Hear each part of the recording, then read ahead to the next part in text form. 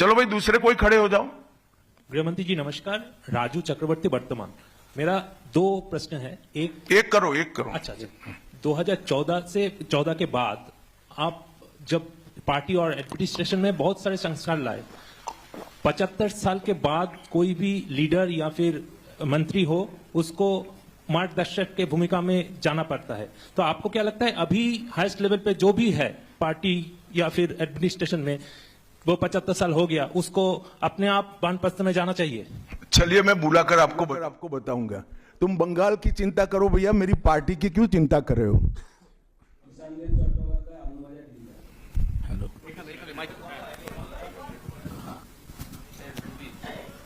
Amit ji, there is anxiety among the Motua communities regarding the papers and documents to be produced in the SIR process.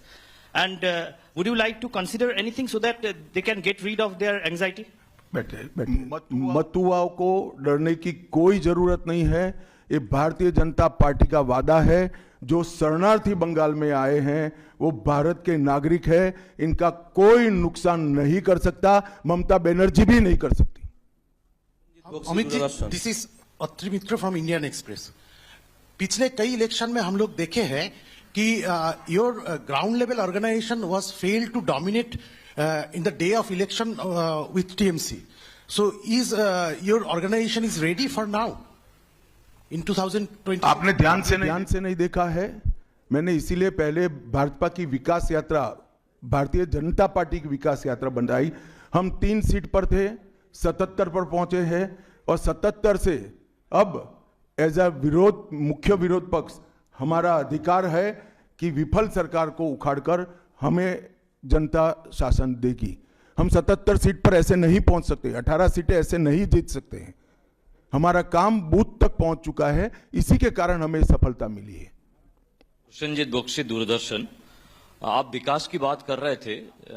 हम अलग अलग शहर में जब metro की बात करते हैं तो हम मेट्रो की सूचना घोषणा देखते हैं और बाद में 2-3 महीने बाद मेट्रो चढ़ते हैं। लेकिन कोलकाता में हम देखते हैं कि हम बचपन से मेट्रो का काम चलते रहते हैं और खास तरह से मैं जब ऑफिस जाता हूं देखता रहता हूं कि एक जगह है जहां पे मेट्रो का काम आधा अधूरा पिछले कई सालों से है और 2-3 बार हाईकोर्ट का इंटरवेंशन के बावजूद भी वो काम हो नहीं पा रहा है और इसीलिए कई सारे जो यात्री है काफी उसका दिक्कत हो रही है। तो ये जो यहाँ पे विकास का काम इस तरह से केंद्र और प्रदेश की खींचतानी में रुकावट देखते हैं, इसमें कैसे इसका इलाज किया जाता है? बैठ जाइए। देखिए, भारत सरकार पूरे देश में इंफ्रास्ट्रक्चर के डेवलपमेंट के लिए बहुत सारे काम कर रही है। अगर भारत सरकार का पक्षपाती कामकाज का तरीका होता तो वो तमिलनाडु को भी अप्लाई हो सकता था, तेलंगाना को भी अप्लाई हो सकता था और हर राज्य को अप्लाई हो सकता था। सभी जगह इंफ्रास्ट्रक्चर के काम अच्छे चल रहे हैं। सिर्फ बंगाल में तकलीफ क्यों आ रही है? क्योंकि मेट्रो हवा में नहीं चल सकता, भूमि चाहिए। भूमि पर जो एंक्रोचमेंट है वो खाली कराने का काम राज्य सरकार का है। यहां भारत सरकार जो भी योजना लाए इसका विरोध करना, ये मानसिकता से सरकार चल रही है जो बंगाल का भी भला नहीं कर रही है, देश का भी भला कर रही नहीं। क्यों तमिलनाडु की मेट्रो में प्रॉब्लम नहीं हो रहा है? क्यों तेलंगाना की मेट्रो में प्रॉब्लम नहीं हो रहा है?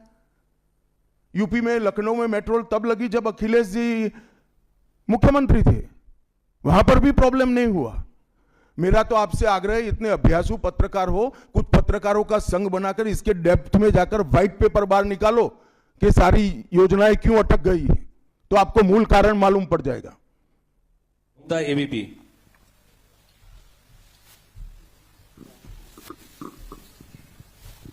अमित जी, अभी आपने वंदे मातरम की चर्चा का जिक्र किया, लेकिन उसके साथ में जो है एक चर्चा और हुई थी जी राम जी, जो अभी जो कानून की शक्ल ले चुका है। उस दौरान भी जो है ममता बनर्जी और अभिषेक बनर्जी लगातार ये कहते रहे कि सरकार, केंद्र सरकार से फंड ही नहीं आता तो हम विकास कैसे करें, वो फंड रोकना और उसका विरोध किया। देखिए भाई, इनके विरोध को अब देश में कोई गंभीरता से नहीं ले रहा है। अगर कोई एक स्टेटमेंट भारत सरकार करेगी कि भारत देश कोई भी क्षेत्र में सबसे पहले आएगा तो भी ये विरोध करेंगे। विरोध उनका स्वभाव हो चुका है। इनके विरोध को कोई गंभीरता से नहीं ले रहा है, ना जमीन पर इसका कोई विरोध का असर दिख रहा है। लोहिया, एनडीटीवी। गृह मंत्री जी नमस्कार। पहला सवाल यह है कि कई ऐसी केंद्र की स्कीम्स आती हैं जिनको बंगाल में इम्प्लीमेंट नहीं किया जाता है। कहा जाता है कि केंद्र कोऑपरेट नहीं कर रहा है और ये भी कहा जा रहा है कि अगर भारतीय जनता पार्टी की सरकार आई बंगाल में तो जो तृणमूल कांग्रेस की कल्याणकारी स्कीम्स हैं उन्हें रोक दिया जाएगा। आप कैसे देखते हैं इसको? देखिए, मैं बंगाल की जनता को यह अपप्रचार चल रहा है, इससे स्पष्ट रूप से भारतीय जनता पार्टी की ओर से कहना चाहता हूं कि भारतीय जनता पार्टी की सरकार बनने के बाद अभी की जो सरकार जो स्कीमों के नाम से जो कुछ भी चला रही है, एक भी स्कीम बंद नहीं होगा और हमारे घोषणा पत्र में हम जितने भी स्कीमें करेंगे उसको जमीन पर उतारेंगे। ये हमारा रिकॉर्ड है, ट्रैक रिकॉर्ड है, देश भर में है। उज्जवल राय, ANI। सर, आपने सबसे पहले ही घुसपैठियों की बात की है, जो सबसे बड़ा मुद्दा देश के लिए भी है और खासकर पश्चिम बंगाल जिस तरह से बांग्लादेश का अभी मौजूदा हालात है उसको देखते हुए। लेकिन जो सवाल आपने किया है उस पे प्रतिक्रिया ये मिलती है कि बीएसएफ तो केंद्र के अधीन है, आखिर ये अरे यार, तुम कहां भाभी जी को याद करते थे? मैंने पहले ही जवाब दे दिया। बीएसएफ जब तक फेंसिंग नहीं होती है तब तक बीएसएफ सुरक्षा नहीं कर सकती है। बीएसएफ को भूमि देनी पड़ेगी फेंसिंग के लिए भारत सरकार को। मेरे स्तर पर मैंने 7 पत्र लिखे ममता बनर्जी को। ये 6 साल के अंदर 3 बार गृह सचिव यहां आकर मीटिंग कर गए चीफ सेक्रेटरी से।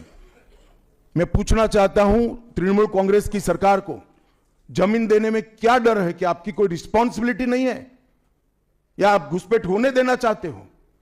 और फिर भी नदी नाले जंगल कहीं से कोई घुसपैठिया आ जाता है, कहां आता है? सबसे पहले गांव के थाने और पटवारी के बगैर कोई रह सकता है?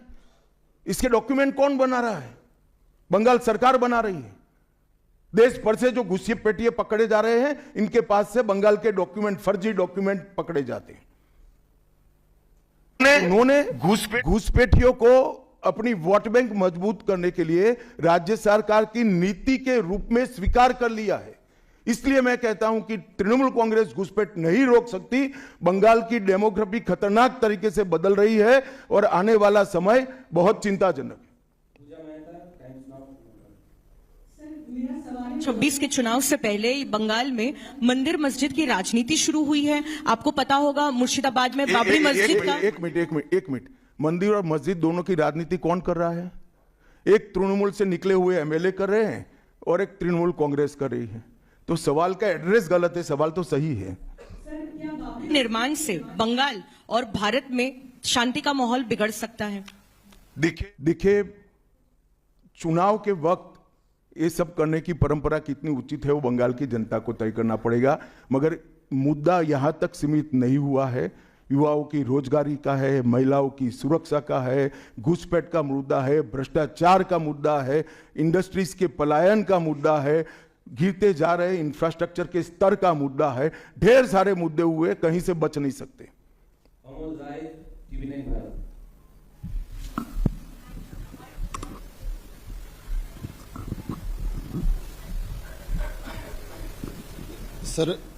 सर मेरा एक प्रश्न ये है कि आज ममता बनर्जी लगातार 2 दिनों से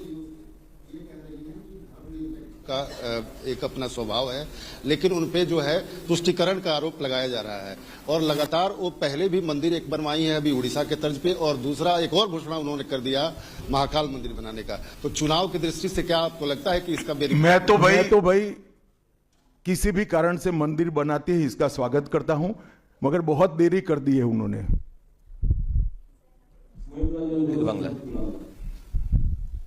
अमित जी, एक सवाल बार बार एक नैरेटिव फैला जाता है टीएमसी और लेफ्ट की तरफ से कि बंगाल में जितना भी काम कर ले बीजेपी कार्यकर्ता, ऊपर कुछ सेटिंग वगैरह है तो अमित शाह जी और नरेंद्र मोदी जीतना नहीं चाहते। आज पूछता है बंगाल, जवाब चाहे बांग्ला, आप लोग बंगाल को जीतना चाहते हैं? कितना सीरियस है सेंट्रल बीजेपी? देखिए भाई, मैं यहां आकर प्रेस कर रहा हूं। मोदी जी अभी थोड़े दिन पहले सभा करने के लिए आने के लिए निकले थे, जा नहीं पाए। अब ममता बनर्जी कह रही कि हम उनके साथ हैं। अगर उनको भ्रांति फैलानी है तो फैलाएं। भारतीय जनता पार्टी का कोई नेता घुसपैठियों को आश्रय देने वाले के साथ नहीं रह सकता। ये भारतीय जनता पार्टी का सिद्धांत है और हम सब भारतीय जनता पार्टी के कार्यकर्ता से लेके मोदी जी तक कटिबद्ध है कि मूल समेत तृणमूल कांग्रेस की सरकार को हम उखाड़ कर फेंक देंगे।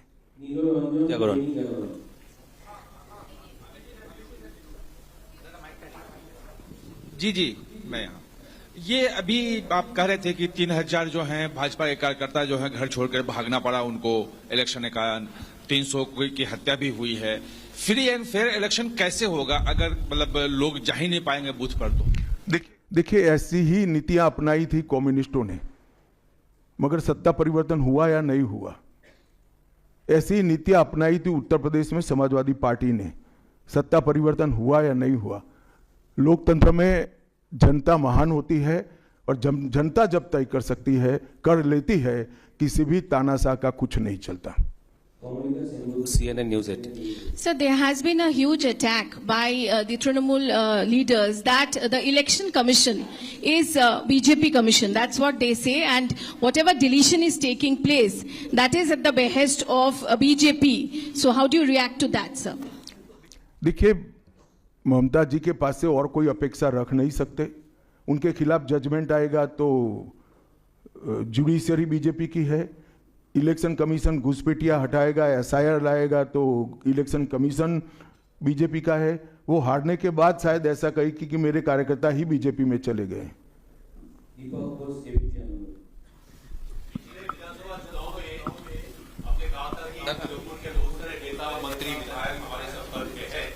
और तृणमूल को कमजोर करने की मैंने नहीं कहा भैया, ऐसा कभी नहीं कहा। हाँ आए ही है।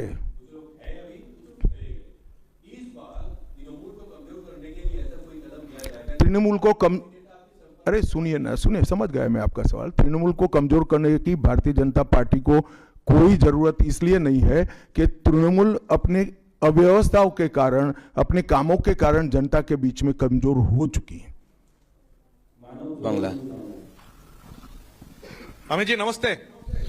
PMLA prevention of money laundering act, हम जानते हैं हमारा देश का काफी कड़ा एक आइन है, जिस आइन के दौरान अरविंद केजरीवाल जी तिहाड़ जेल चला गया, हेमंत सोरेन जेल चला गया। लेकिन यहाँ वेस्ट बंगाल में ED कलकत्ता हाईकोर्ट में रिपोर्ट दिया है, एक कंपनी है लीप्स एंड बाउंस जिसका 150 करोड़ रुपया सीज्ड हुआ है, लेकिन उसका मालिक अभी तक अरेस्ट नहीं हुआ। उसका नाम है अभिषेक बैनर्जी, MCMP, आप जानती है।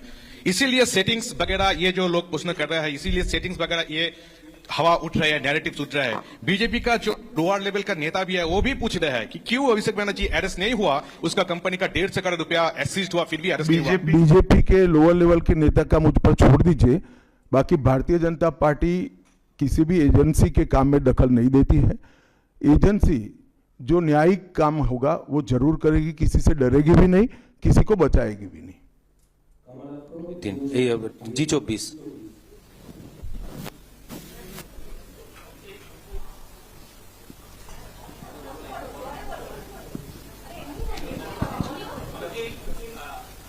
हर बार चुनाव के पहले आप जब बंगाल आते हैं, अब तक एक टारगेट देते हैं बीजेपी लीडर और सभी को, तो इस साल 26 के चुनाव के पहले अब सुने नहीं, मैं कहा 2/3 बहुमत के साथ सरकार बनाएंगे, 2/3 मेजोरिटी के साथ सरकार बनाएंगे, तो टारगेट हो ही गया।